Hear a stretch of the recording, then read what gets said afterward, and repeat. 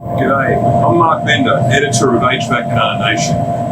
In the October Skills Workshop, we're looking at building management and control systems. The original building's control system was called a caretaker.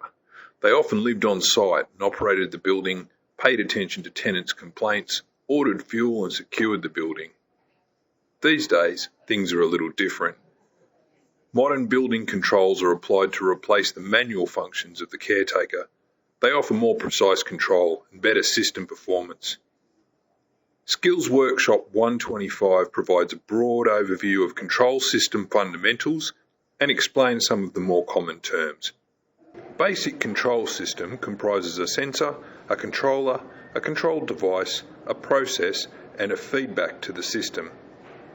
A sensor detects and measures a variable and sends this information to the controller. Sensors measure things like temperature, pressure, humidity, velocity, electrical resistance, and electronic voltage.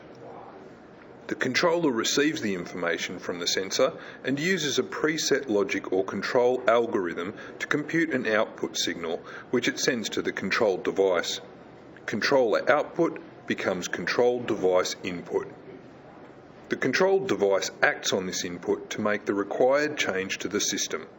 Examples of controlled devices are modulating valves and dampers, lighting dimmers, and variable speed motors that drive fans, pumps, and compressors.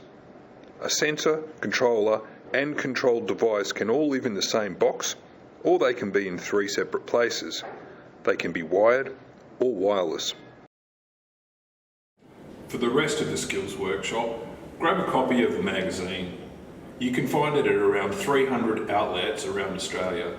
Or jump online and check out our full library of skills workshops on all topics HVAC&R.